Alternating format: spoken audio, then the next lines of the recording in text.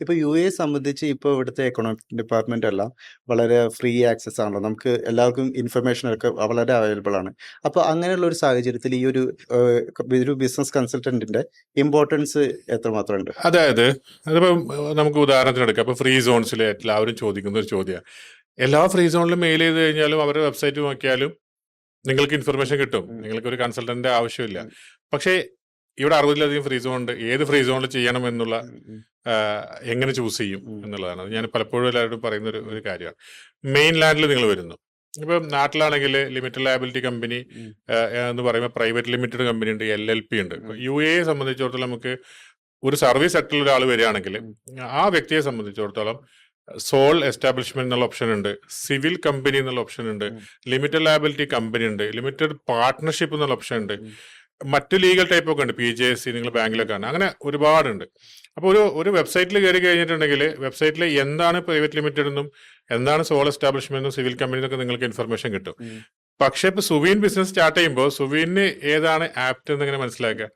ഇപ്പം ആർട്ടിഫിഷ്യൽ ഇന്റലിജൻസിലൂടെ ഒക്കെ ഉള്ള വളർച്ച വന്നുകൊണ്ട് നമ്മളൊരു ക്വസ്റ്റ്യൻ ChatGPTയിലോ മെറ്റയിലോ ഇട്ട് കൊടുത്തു കഴിഞ്ഞാൽ നമുക്ക് മനസ്സിലാക്കാൻ പറ്റും.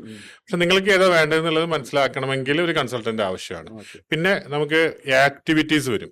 അപ്പൊ ഈ ആക്ടിവിറ്റീസ് ചെയ്യുന്ന സമയത്ത് പലപ്പോഴും പല ആളുകളും അതായത് നമുക്ക് വേണ്ട ബിസിനസ് അതിനേക്കാളും ഉപരി അവര് ചെയ്യാൻ പോണ കാര്യങ്ങളെക്കാളൊക്കെ ഉപരി സ്വയം തീരുമാനിക്കും ഇന്ന ആക്ടിവിറ്റി എനിക്ക് നല്ലതെന്ന്. ഇപ്പോ ഒരു ഉദാഹരണം പറയാം ഞാൻ.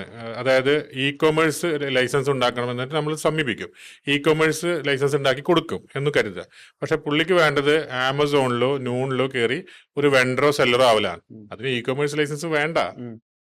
അത് ഈ ഒരു ട്രേഡർക്ക് എന്ത് ബിസിനസ് ചെയ്യുന്ന ട്രേഡർക്കും അതിൽ ലിസ്റ്റ് ചെയ്യാം. അപ്പോൾ അവിടേക്കാണ് നമ്മുടെ ഒരു റോൾ വരുന്നത്. ഞാനൊരു ചെറിയ എക്സാമ്പിൾ പറഞ്ഞു. അപ്പൊ നമ്മുടെ ആക്ടിവിറ്റീസിനെ ബേസ് ചെയ്തിട്ടാണല്ലോ നമ്മൾ എപ്പോഴും ലൈസൻസ് ഉണ്ടാക്കുന്നത്. അതെ. അപ്പൊ ഈ ആക്ടിവിറ്റീസിനെ ഡിഫറൻഷിയേറ്റ് ചെയ്തിട്ട് എത്ര തരത്തിലുള്ള ബിസിനസ് ഇതുണ്ട് ഇവിടെ? ലൈസൻസിന് എത്ര മാത്രം? ലൈസൻസിന്റെ ലീഗൽ ടൈപ്സ് ആണ് പറയുന്നത്. ലീഗൽ ടൈപ്സ് എന്ന് പറഞ്ഞാൽ പ്രധാനമായിട്ട് ഈ sole establishment, civil company, LLC എന്ന് മാത്രമേ ഉള്ളൂ.